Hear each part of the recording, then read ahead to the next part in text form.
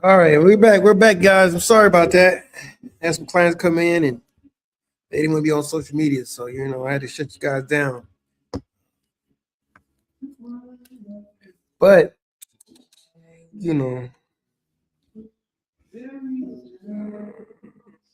yeah, they didn't want me on social media. But great conversation. They were the neighbors.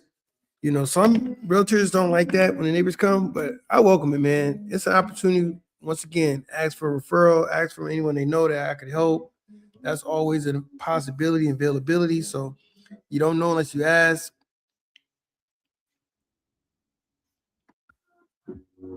Which it makes things worth it, man.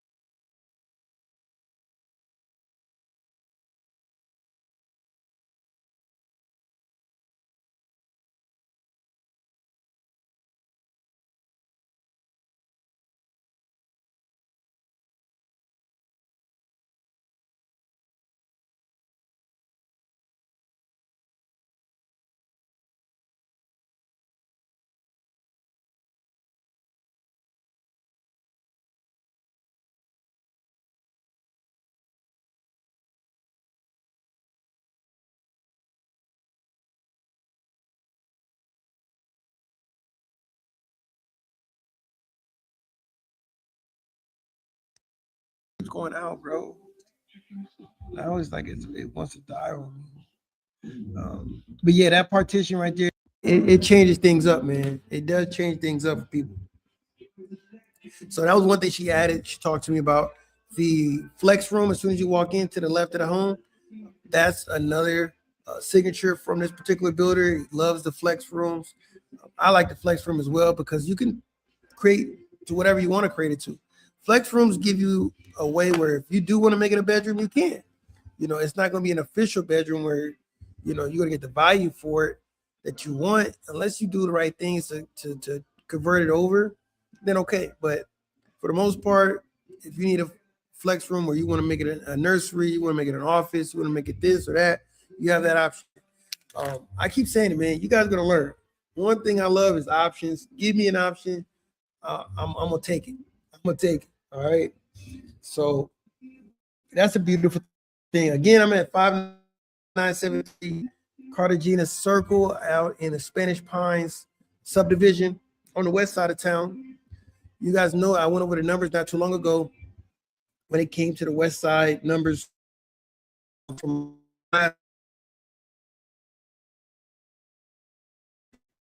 when it comes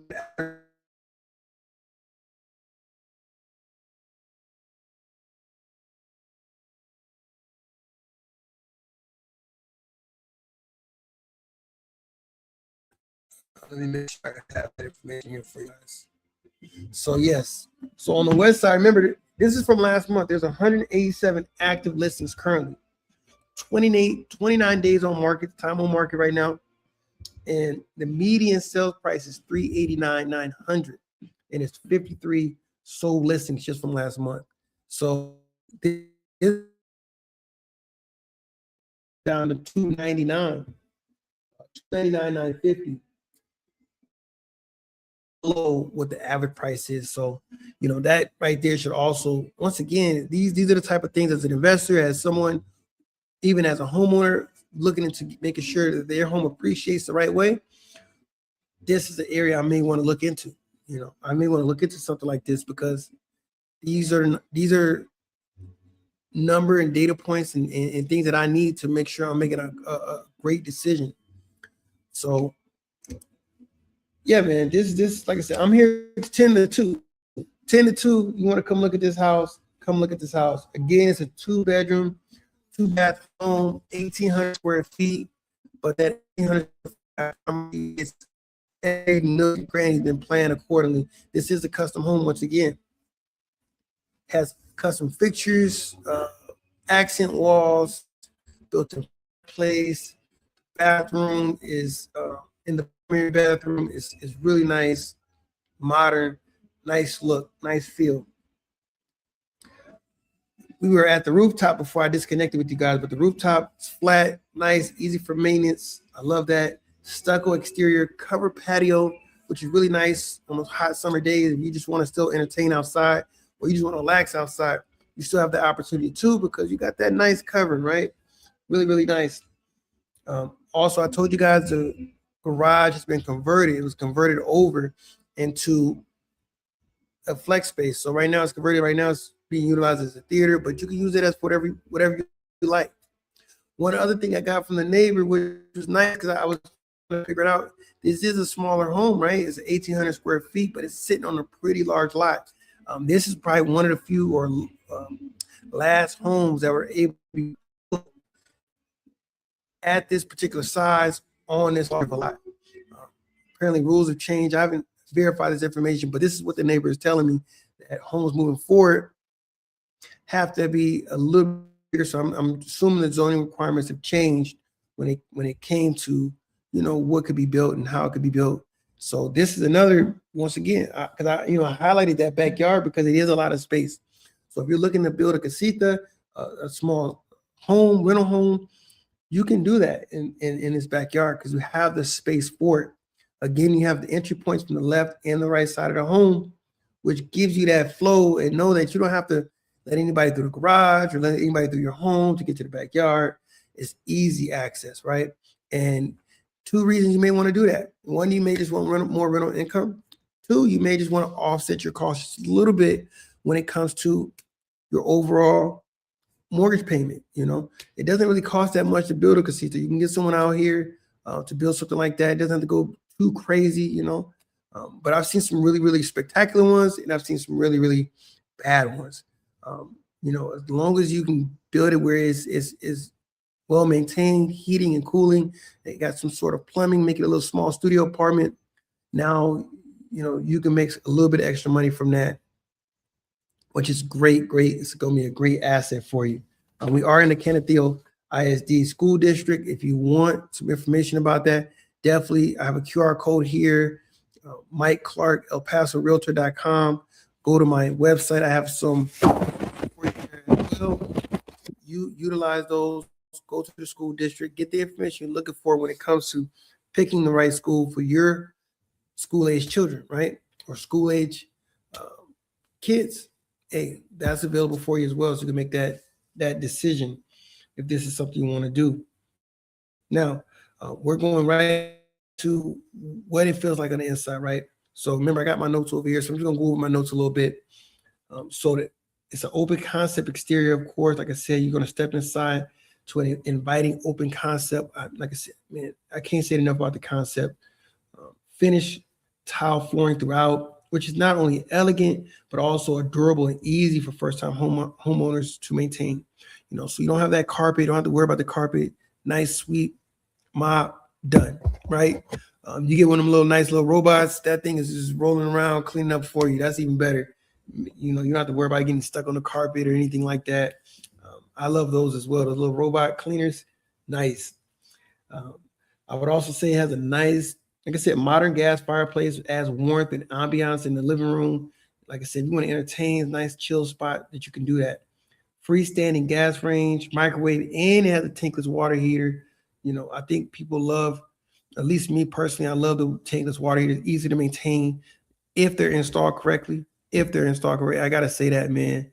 Make sure if you're getting a tankless water heater, you're getting it the right information from your inspector. Make sure you're getting that part inspected or at least highlighted to make sure it was installed properly.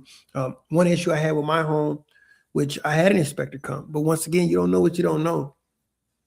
But the zoning, not the zoning, but the requirements when it comes to how it's installed changed, where the vent system needed to be a different way, the exhaust needed to be a different way, and that ended up costing me more money to get repaired at a later date because I had to get it maintenance done on it. So make sure you're finding that information out as well. Now, in addition to the 2 bedrooms, this home offers a versatile study office area. I told you guys about that. As soon as you walk through the door to the left, you're going to get that open flex room. Now, when you're talking about the exterior, once again, low maintenance. I would say it's low maintenance, but it does have grass. So if you want to water the grass, you want to add seeds, you want to do something else different to the backyard, you have that opportunity as well to be, whatever you may want to do with the home. You have a blank canvas when it comes to the backyard. And I told you, like I said, this is one of the last few per the neighbors. This is the last few homes that are, built at this particular size, 1,800 square feet, sitting on such a large lot. So once again, you have a very, very spacious backyard. It is enclosed with a rock wall around the entire perimeter of the home. Once again, nice, gives you that privacy. We talked about the covered patio, which is nice, spans the rear of the home, complete with a ceiling fan, provided a shaded spot so you can relax if you want to barbecue. You just want to relax outside, you have that. I also highlighted that there is no HOA. And this neighborhood, to me personally, gives you that HOA vibe without the HOA fees or the problems, right? And I wouldn't even say problems. HOAs, there's some nice HOAs, right? But this one right here, there's no HOA, and it seems like everybody's acting accordingly over here. And I say it seems because I don't live over here. But, just driving through, looking at the neighborhood, looking how clean and clear it looks, seeing that there's no vehicles practically on the actual streets is nice as well. I was able to shoot content in the middle of the road for like 20, 30 minutes. No one's coming through. So it's really quiet. I think if anyone's moving, they're moving for a purpose. They got to be somewhere, but it's not too crazy out here, which is nice. Now we're going to go into the location. Location is, one of the things that we want to highlight on the west side. Over here, we talked about the nearby noise, but you're located minutes from Interstate 10, 375, Loop 375 Trans Mountain, which makes commutes and the highway access easy, right? So you making sure you can get anywhere within 15 to 25 minutes. That is nice. If you're PCSing again, if you're moving directly here, this may be a spot you want to move to. Like I said, one of the things about the west side that I think most people don't really appreciate is that a lot of things are already built up, man. East side, of course, is nice, it's beautiful, but things are still being built. So if you're okay with that, dealing with the hustle and bustle while everything gets built, of course you have the east side. But the west side, you already have more of an established community where it makes it easier to get in and out, which is nice. It is nice, man. especially if you're busy, you got somewhere to be. Once again, if you're a 4+ soldier, you got to be at PT at a certain time. You kind of want to know I can get in and out of here really quick. I need that access. So I definitely get it. I've been there, man, trying to get to first formation within 5 minutes. You need some options, right? You should not be speeding, but you need that. Other thing that I want to let you guys know. So there's shopping and dining options within 5 to 10 minutes from here. There's a new West Town Marketplace, brand new, really, really gorgeous shopping centers. And you have the outlet shops not too far from here as well.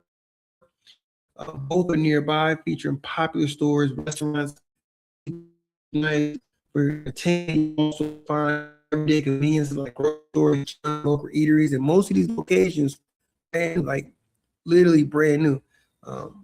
West Town Marketplace has a lot of premium options for you. Like I said, even that movie theater is really, really nice, super nice. I've been there, done that. You might definitely check it out. Also, I would tell you, the Spanish Pines subdivision maintains a peaceful, family-friendly atmosphere. That's so, once again, my personal opinion. Neighbors take pride in their homes. I was highlighting earlier, right? Now, I would say on financing options, I won't go too detailed about that. I'm probably not going to highlight anything like that. But I would say this home is move-in ready. Move-in ready convenience.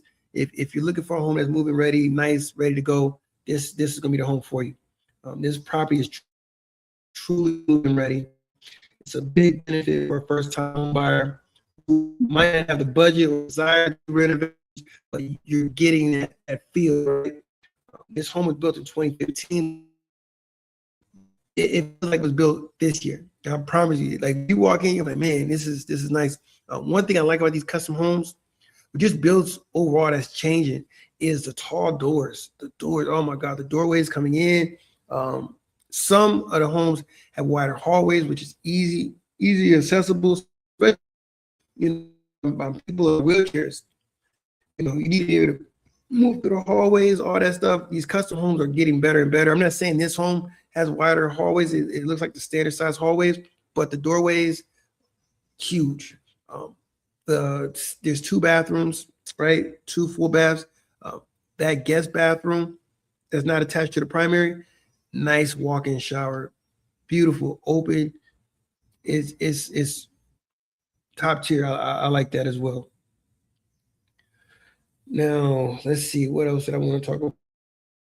I think that's about it, man. That's about it. If you have any questions about this house, definitely don't hesitate to let me know.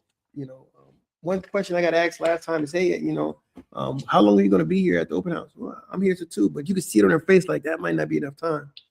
It's okay. It's okay. Let's schedule a private showing. You don't have to me, but in the state of Texas, you do have to sign what's called a buyer's rep agreement. You do. Now you can set that thing for 2-3 days, a week, 6 months, whatever, but you don't have to be locked and loaded with someone else, but if you do want to view it, you want to make sure that you understand the relationship between you and your realtor. That's what that document is for. Things have changed. You have to understand that, most people, and I was in the same boat prior to doing this, you assume that this realtor has your best interest at heart. You got to understand that you've signed no agreement. There's no agreement. But if you give me private confidential, you want to make sure you're getting that.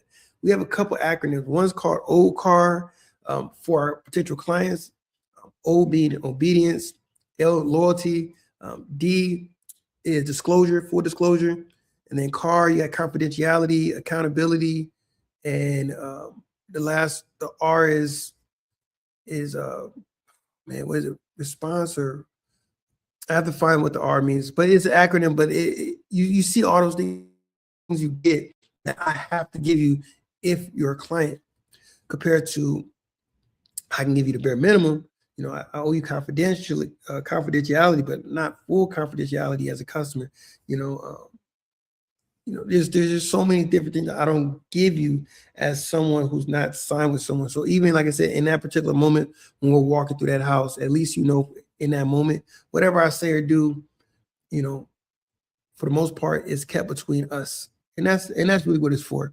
So some people get scared that they have to sign something, but depending on who you're working with, it's not really that big of a deal, man.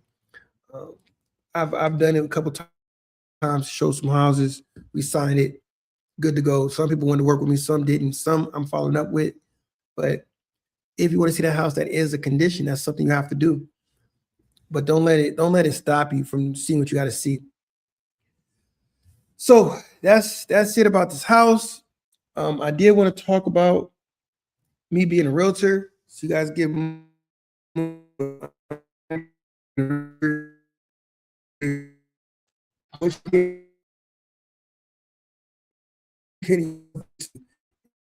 what you're getting yourself to is work. Work. You got to put that work in, man. You guys work in. Well, since I've been here, is the activities that you do, high level activities, not just busy work. Because I caught up in doing busy work. I've been doing it my whole life. Military, banking for a little bit, when I was trucking, like you get caught up in busy work. But as a realtor, truly in sales, you benefit by finding clients, by prospecting. That's the biggest thing I could say, man. If you live in a certain area, you're already ahead of the game because you have a sphere of influence. You have people that you know. So if you have that, I would say, hey, jump right into it. If you don't, doesn't mean you can't jump into it. Just means you got to put a little more work into it. And that's me. My wife was born and raised here. She has a sphere of influence, right? And I got to push myself on her to put me out there, right? But for me not to have something, I have to put myself out there even more. And that's why I do these things. There are other options where you can, of course, pay for leads. You could do this, you could do that. But, I'm trying to, one, build myself organically, but I'm understanding it has to be a hybrid type of situation. So I can build myself organically, but yeah, you're going to have to put some money into it when it comes to the leads. And then hopefully once everything starts rolling, now you're moving. I'm actually picking up speed. So for my first 1 to 4 months, slow, I had a lot of time, right? Now from month 5 to where I'm at, like 7 right now, I'm telling you, man, it's starting to pick up. I haven't gotten to the closing table as of yet, but I'm getting close, right? The follow-up calls are getting better. The walkthroughs are getting better. The client prospecting is getting better. And then just getting those calls and trying to stay organized. I promise you, I'm using my calendar. Like, that's my number one app that I use. That's the number one thing I use. If it's not in that calendar, it's not happening. It's just not happening. And I'm going to be reluctant to add things to that calendar because it's getting overloaded. It really is, man. It really is. So, excuse me, guys. I got to put this on. I'm trying to set up my TikTok right now. Open house questions.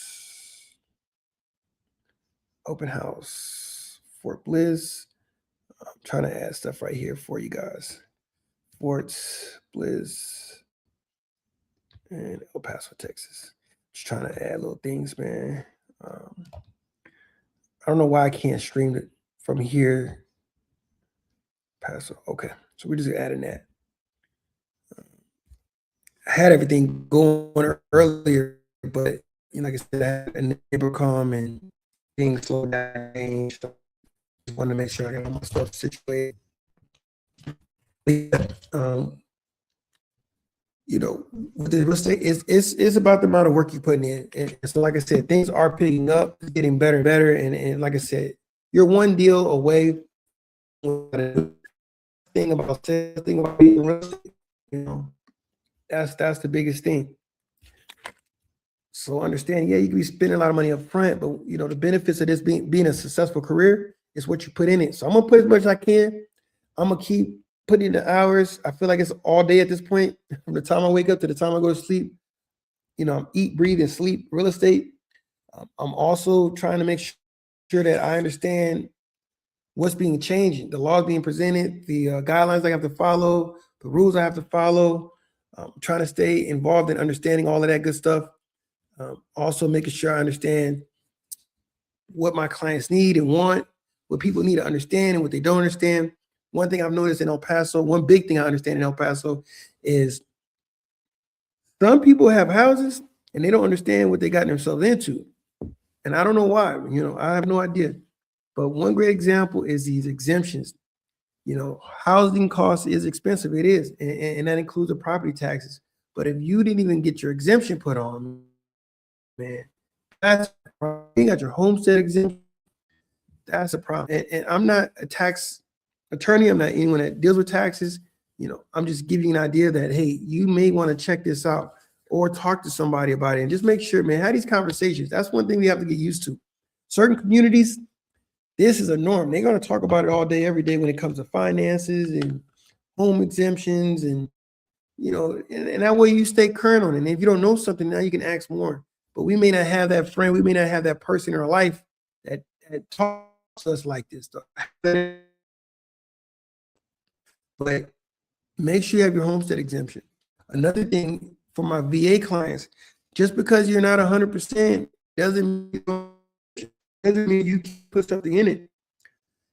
You guys got to do your research when it comes to that. And if not, reach out to somebody, have a discussion, find out what you can do. Like I said, I'm just for that, for people that are in that. And, that's why I host seminars. My next seminar is giving you guys more information on that. I think that'll benefit a lot of different people. Of course, if you're 65 and older, of course, that's another most people don't understand. And this goes back to being a realtor. This goes back to prospecting. This is easy. Maybe too big of a home and you're like, man, I got this. Or maybe all you need to do is add your exemption and not bring your cost down, and now you're okay. It just depends on that. I'm learning about that big time because every year at this point, I'm missing a year. I will protest in my tax. I don't care. Still protest your taxes for your neighbors, because if you keep your assessed value down, then that's going to keep everybody else's assessed value down. One big thing about El Paso, we have a lot of 65 and older who gets a tremendous discount when it comes to property taxes, and then also be a disabled veterans. If you're 100%, you already know you're getting a tremendous discount. Hey, what's going on? You're getting a tremendous discount. So you want to make sure you understand this, so you're benefiting everybody else, because that's what's going to help everyone else. One thing that I've learned going through this process is that no one's coming out individually to appraise your home. They're not coming out individually. There's a software that the Central Appraisal District is using. It's a mass appraisal, and that's the way they're doing it. That's just the way they're doing it. They don't have enough manpower to go to each house individually. So you say, you know what, my house is worth with that. How do you know? How do they know? What's sold in your neighborhood? So, I get it, but to benefit everybody, to benefit everyone, you want to challenge those taxes anyway. You know what I'm saying? And it's nothing wrong with it. It's not a problem with it. They have people there, they have a committee there, they have all the people there to hear your case. And for whatever reason, if it is justified to be there, then they're going to support that with actual evidence. If it's not, now you're going to support it with some evidence. So that's another thing that I can say when it comes to the home buying process out here in El Paso. I'm noticing is an issue. Boom, that's an issue. Another thing I recently just seen is we're talking about new builds, but new builds is an issue at this point now, and I can't do nothing but be transparent and honest, because that's just me. That's just me. Everyone else is not like I am. I love to sell homes wherever, and then if you want to buy a home with a particular builder, I have no problem.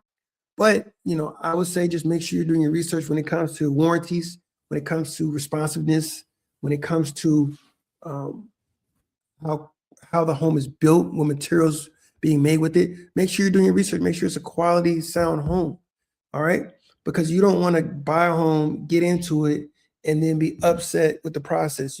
This should be the happiest time of your life. As long as you're not buying a house that is over your budget.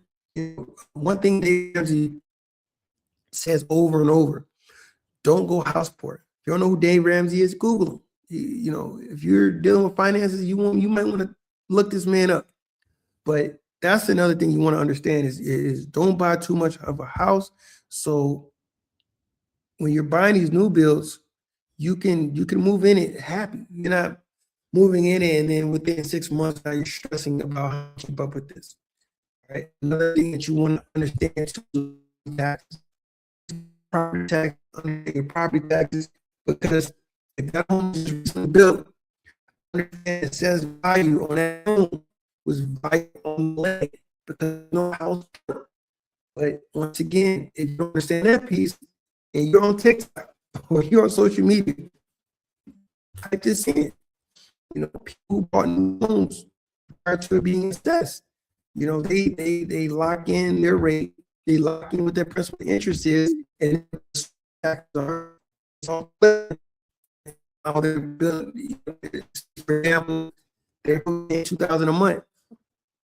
Next year comes around, and now your new assessed value is changed drastically.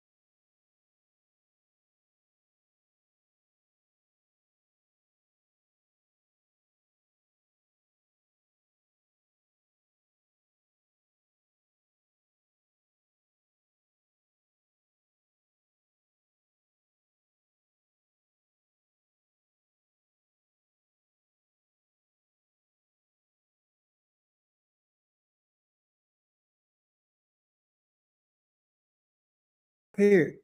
And a great example is a foreclosure auction. If you don't believe that, go to the foreclosure auction in El Paso, Texas, first Tuesday of every month. You can go, and I promise you, you're going to see over 100 houses going up for auction. And it is sad. It is sad because you're like, dang, this is crazy. And I think it wouldn't be as sad if it's sad regardless. You're losing your home, that's sad regardless. But what also frustrates me is that you could have sold that house. You could have sold that house, got the equity out of it. And then some people don't know if you owe $100,000 on it, but the winning bid was 180. There's $80,000 sitting there. You got to fight for that. You got to fight for that difference. But once again, people don't know that. They don't know that. They just they wash their hands with the transaction because they're so frustrated. But we don't have these conversations. We got to understand this stuff is not. It's normal, I would say. You know, not in a sense of foreclosure should be normal, but even the rich go through situations where the best decision is file bankruptcy, and they're okay with it. They're content with it. Why is it that we have a problem? Why is it that we have a problem when it comes to our finances or our hardships, or when we know we're getting to a point where we may need to hit the reset button? People do it all the time, but they also know how to play the game where they understand what they can do with it. Like I said, if your home is being foreclosed on and it's 100,000 that's to the bank, but somehow the bank was able to collect 180 from the auction, let's look into that. Let's ask the question: where's that money going? Where's that $80,000 going? Do I get that? Is there something I can do for that? Because I only owe 100. How do you making a profit from this? But when you got people just not caring, once again, or not plugging and connecting them with the right people, you run into these issues. You run into these issues. So this has to be, like I said, I love this. Like for the longest time, I didn't know what I like to do, what I wanted to do, but I know I like to educate. You know, not the sense of being a teacher, because teaching, that's a difficult job on its own. But you know, I do enjoy teaching, just not in a way where if you want to learn it, you want to learn it, not forcing you to learn it. I guess that's what I want to say, that I don't want to force you to learn anything. I want you guys to understand it, and want to learn it, and want to pass the information. So if you know somebody who's, you know, has an issue or needs help with something, hey, connect us. So yeah, I've been going for a minute. I've been going 36 minutes, man. So I got another hour for the open house. I had one family show up. They really like the house. That made some options for them. This particular home I forgot to mention, on 5973 Cartagena Circle. This home did have a price reduction down to $299. You know, $299, and we just went over the numbers on the average price on the west side. So well below that. So it definitely has room for appreciation, growth. I'm telling you, development's happening. I mean, talk to the neighbors. There's going to be hospitals here, new restaurants, widening of highways. Like it's a lot going on. It's a lot that's happening and being developed in El Paso. And if you are a native of El Paso, you want to get plugged in and find out what's going on. Things are changing drastically. If you don't get involved, you don't get involved. So it's okay. We never made it to drop those other ones off. Yeah, it's okay. It's okay. But yeah. Oh, so let me go into my realtor space. So what I do when it's time to prep and get ready for these open houses, I get prepped the night prior. And usually I do them back to back for a reason, because it's less. This is the first weekend I had to do two separate open houses during the weekend. So it's a little more difficult compared to just getting prepped for one. And the reason I do that is for a couple reasons. One is easier to get the paperwork, everything together, and I can reuse it. So even if I don't give everything out, I know I got another day coming, whatnot, and then I might hit it another week. It helps dramatically when it comes to that. You know, I don't like wasting paper. I don't like wasting time. But the second reason is I become a subject matter expert on that property. I now really understand that house. I've been there for 2-3 days, right? But it helps because if there was any questions brought up, like the day prior, if I had any clients come in, anything that they may have seen that they liked, or I got another opportunity to capitalize on that as well when new customers come through the door. So that's why I like going back to back. And then when I'm doing the night prior, man, I'm doing everything. I think I do so much to the point that it may be overloaded to that particular person coming in, but I take it serious, because you're buying a house, you need to know all the costs that are coming with that house. And it's simply understanding the taxes. I think that's the biggest piece. Those MUDs, the municipal utility districts, and the PIDs, the public utility district PUDs, and PIDs are public infrastructure development. So you got those, right? And you got to make sure you understand what you're paying into. Like I said, new developments, a lot of the costs are being pushed to the homeowner, you know, so that's why you got to understand what district you're in. For example, you're talking about developers, they'll build the homes, but you know, who's building the roads, who's building the sidewalks, who's building the parks, you know, those amenities that we need. So sometimes what they'll do is they'll build it, but then they'll create because these muds, even like I said with the water, you know, they got to build new infrastructure. That's going to be mud. You know, it's going to be pushed to homeowners. That's why you guys speak. Not I spoke at the city council meeting. That right there, not the city council meeting. I went to the El Paso County meeting. You know, to the El Paso court. Was it El Paso County Court? Yeah. So anyway,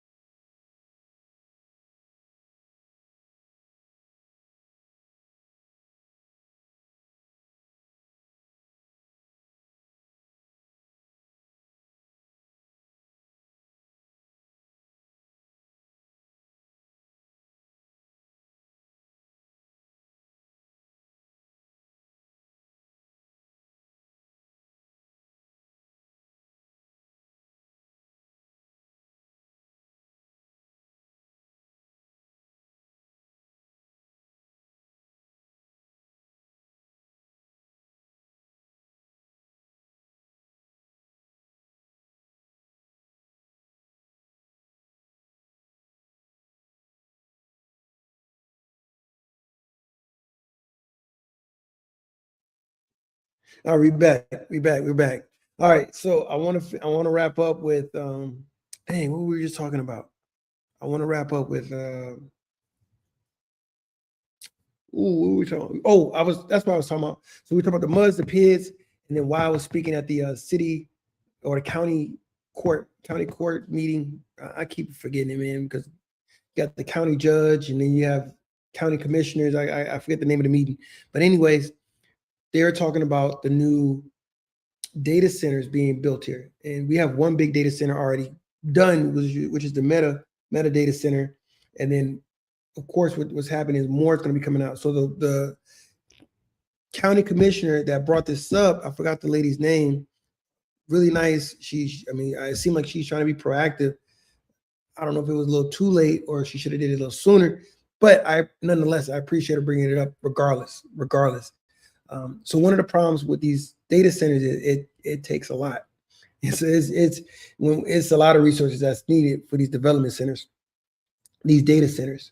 So what she's proposing is trying to come up with some sort of best practice guideline when it comes to how they manage or oversee these data centers, because they can't manage or oversee them, but basically just some sort of county zoning requirements or regulation or something that they can do when it comes to negotiating with these data centers. Because one thing, like I said, they use a lot of resources.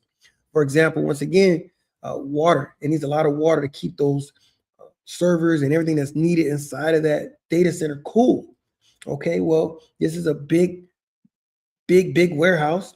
There's not a lot of homes being developed in that area. What's going to be needed? Utility service, utility district. Well, who's paying for that? Is it going to be the data center or is it going to be the homeowners? I would say it needs to be the damn data center. You know what I'm saying? One thing that she's let us know is one of the main requirements that these data centers are looking for when it comes to planning is land, which El Paso County has a lot of land. They have a ton of land, of course. But once again, by not understanding the needs and the wants of these data centers or the requirements or the burden it's going to put on everybody else, then that becomes a problem. And I don't understand, with all the technology, with all the money and resources we have, all the tools we have in our toolbox, the people that are here, we have a lot of smart people, man. I've been to Utah. I've been down to the EPCC. Look, man, I did not learn a lot when I was in grade school. I wish I did. That's why I push my kids hard. One thing that I'm seeing is, I don't know why we're not utilizing the people that are here at a high level. We got some smart professors. We got some smart people, but I don't get it. I don't get it. And at a minimum, if we're not going to utilize the smart people that we have here locally, why not get consultants to come out here who's seen these projects, done these projects, and understand these projects to explain these damn projects? That's what I'm frustrated about. I got a podcast coming up. I'm going to be a podcast guest come Tuesday. I believe it's Tuesday. I'm excited about that. I'm going to push out some content on it. But, man, we're going to talk a little bit about it. Like I said, I spoke at this meeting. It was another, the host of this particular podcast. Like I said, I'm going to push it out here later. They actually spoke as well on this particular issue. And, yeah, man, two people talked about this. Two people from the entire county. No, and one person from video. He actually video phoned in, and he had a different perspective. He was from New Mexico, and he was saying there's another data center called Jupiter there already, and that's becoming an issue. He was talking about fracking. He was talking about some other stuff. He was talking about the water shortage. Like it seemed like this should be a concern that everybody understands, but once again, it's not, man. And I would say it's not like people don't care about it. I think it's just not being pushed out to everybody. And the way these city meetings go, and the way these council members and committee members, all these people that are in these positions, they think just because they put it on Facebook 1 or 2 times, they think because the news crew may highlight it and say, hey, something really quick, that's enough. That's not enough, man. It's not enough. It is not enough. I think J. Cole said it best, man. He said, I'm paying all these taxes. Let me pick what I pay. If I got to pay these taxes, let me pick where this money goes from my phone. I think that's the best way to do it. It should be a link. We should have some sort of digital ID. You should give us everything we can vote on. It should be an app we can go on. We should get alerts to make sure everybody's involved and understand what's going on, man. But yeah, so anyway, with these data centers, man, it's a lot of resources being used. And at this point in time, a lot of the costs when it comes to maintaining this is being passed to the homeowner who's already paying a ton when it comes to property taxes, when it comes to sales tax overall, when it comes to everything else that's going on in El Paso, man. And a lot of people aren't getting paid. Our median income is not high, man. It's not high to be burdening or putting all this stuff on the consumer, on the locals. So my point where I came from with it was, listen, county judge and commissioners, this is a no-brainer. I mean, I get it because you gotta do business, but you've already probably gave them a tax break. That is enough. That is enough. If you're getting a tax break, tax incentives to move out here, okay, but you still need all these other resources to go. Like, come on, man. When's enough? That's it. That is it. You want to pay for everything else that's needed. Matter of fact, you need to get the community, find out what we need, and help us out, even though you're not paying property taxes or you're not paying a full amount, man. It just, to me, it makes no sense. It's kind of backwards with these developers, man. I feel like we ask questions after the stuff is built. After stuff is built, let's do it before. Let's come up with a plan. I can go more and more about my thought process on the county versus the city and everything else that's needed for the city. And I consider myself a local, man. At this point, I'm paying property taxes, man. I'm paying into a lot of these resources. I've been here almost close to 10 years now. I've been here for a minute, man. For most people, they believe because they went to a certain high school or they've been here their whole life, they're the true locals. I get it. There's some traditions here.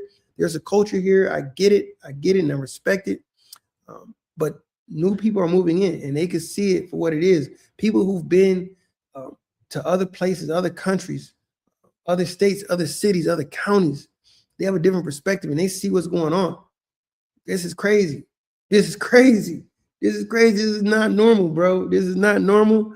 You shouldn't make this normal. And the more you sit idle, the more stuff is going to continue to happen. A great example, like where I'm from, South Bend, Indiana. I tell you what, that's another situation, man, because It looks like redlining going on to me because things are it changed overnight. One, two, a lot of the houses are extremely expensive, even the lots.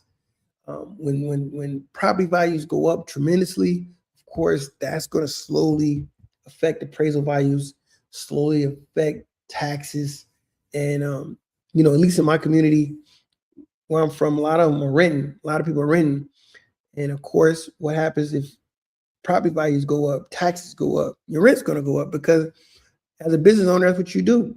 You burden that cost to your tenant. You know, is it right? I mean, at the end of the day, like they said, it is just business. It is business. You know, that's why you have Section 8 housing. That's why you have low income housing. So you have those options as well if these houses become too much. But you know, as a landlord, you try to keep the cost down as much as you can. But if everyone's not helping to make sure they're at these meetings when things are being proposed, it's going to be tough to do it. It's going to be tough to do it. Just because you're renting doesn't mean you don't have a vested interest in the community, into what's being proposed. Get involved. This is the most I've ever been involved with anything.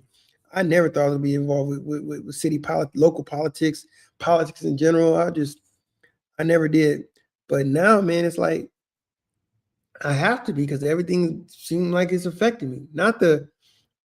Well, yeah, I would even say national level, like, some of the stuff with the president, because, my wife works for a government entity. So yeah, when the shutdown happens, that affects her.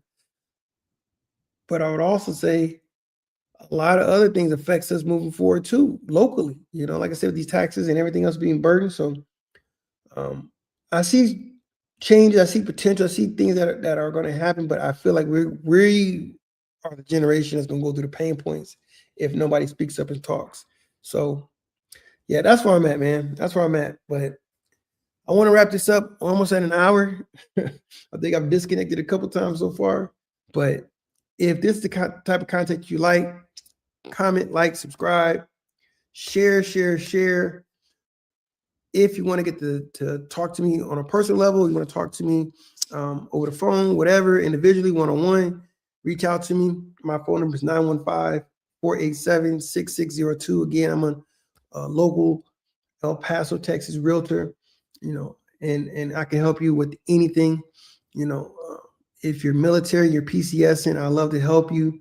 If you're moving and just relocating, I love to help you. If you're an investor and you're looking to do something out here, I love to help you as well. If you want to know about city projects, things that are going on, resources, how to talk to the city council, how to go to these county meetings, the format. I'm not a professional at it, but I can at least give you the resources and the gist of how things are operated to help you. Because like I said, the more people that advocate, the better for the community. Lastly, just getting involved. If you're ready to buy a house, that's what I would say. Lastly is, look, you're looking to buy, sell, rent, invest, hit me up. All right. Again, my number is 915-487-6602. My website, you can go right there and you can schedule an appointment. Mike Clark, ElPasoRealtor.com. Go there as well. I also have resources on there as well. A little bit more information about myself, my background, all that good stuff, man. And then, like I said, if you have any questions, just hit me up, man. I love to talk. I love to help. I love to do all those great things. And if you're thinking about becoming a realtor, hey, let me know. I do have a brokerage in mind. Easy plug, man. You guys see it, the War Team. It's a really, really good team, man. Look, and I've heard it. I've heard it from everybody, but I'll say there's some great things about this particular team, about this brokerage. And I would say, look, I'm not even gonna say too much. I don't want to say too much, because everybody has their opinion. But yeah, that's it. And then lastly, that's the last part. Listen, I am part of the YPN, the Young Professional Network. I am the co-chair. Don't ask me how it happened, but it happened. So I'm very much involved when it comes to the Gephardt situation with the realtors. So that's another piece. I have some ideas about that. I'm going to do a live stream on that hopefully soon. I want to see if I can get with my chair and see if that's something she wants to do as well. If not, I ain't got no problem doing it. You know me. So I'll talk to my chair. Hopefully I can get her to come on. Marla Pena. I'll let her see if she'll come on as well. So we can tell you a little bit more about that. Because if you're a realtor and you're brand new and you don't have an idea of how networking works, particular partners you need to have a complete business, that's one thing I noticed immediately, man. It's very, very difficult when you're coming in, nobody in the industry. YPN gives you that environment where you get to know people on a personal level before business, which is nice, and then also you have those options when it comes to finding a lender, finding a good inspector, finding an inspector, finding these different people that you need, right? To, like I said, build your team, because once you become a realtor, you're going to be used as a resource. Someone's going to call you and say, "Hey, Mike, I'm looking for insurance. Do you know somebody? Hey, Mike, do you know an inspector?" Even if they're not working with you, and you just want to be a resource, you want to be ready, available. You want to be ready because you want to stay top of mind. And having these individuals, as easy as it may sound, may keep you top of mind when it comes to people thinking about, hey, it's time for me to sell, time for me to buy. Who is a realtor that I know? Well, I know Mike. Mike's always on social media. I always see him at open houses. Anytime I ask him a question about who I should use, who I should recommend, he tells me. So that's part of it as well. So the YPN is really, really nice. If you're brand new, we're going to get really big on going to those orientations.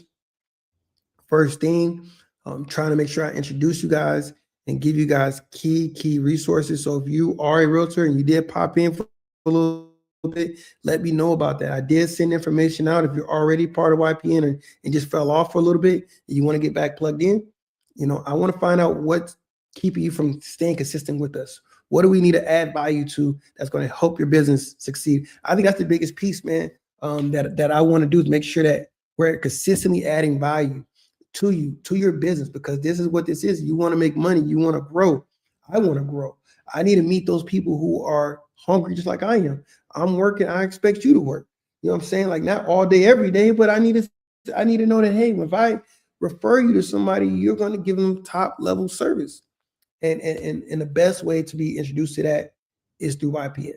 All right. So don't just think because it says young, you got to be young, because no, you got to be young in the profession, young as a young realtor, and if you want to be an affiliate, you're young into the industry as well, but you're introducing yourself. You don't have to be a young, I wouldn't even say young affiliate. You don't have to be young affiliate, but for realtors, for sure, you're brand new, man. You're within under 5 years. You still need resources. YPN is a great one. It's like a mini Gepard. That's what I was told. It's like, that's what it feels like. That's what you should get from it. You should understand all the committees.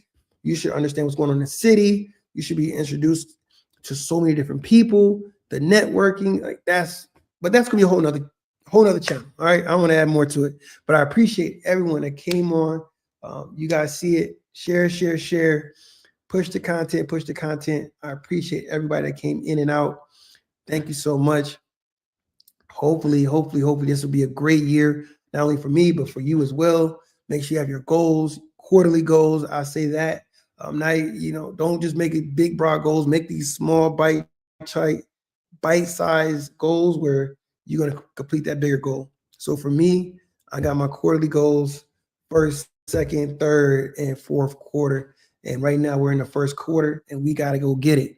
We got to go get it so we can set ourselves up for the fourth quarter. And we got plenty of time to make it happen. So that's the goal, man. We're going to get after it. We're going to get to it. And yeah, man, you know my slogan. So I'm Mike Clark, El Paso local realtor. You know my slogan, keys and knowledge. I can give you the keys, but I'm not going to forget the knowledge. You're going to get that from me. I promise you that. Whether you want it or not, I promise. I'm gonna get little nuggets in there. So if I'm the type of realtor you want to work with, like I said, don't hesitate to reach out. My number is 915-487-6602, or you can hit me in my DMs. Of course, that's as easy as well. I check all that good information. So I appreciate you. Thank you so much. Until next time, peace.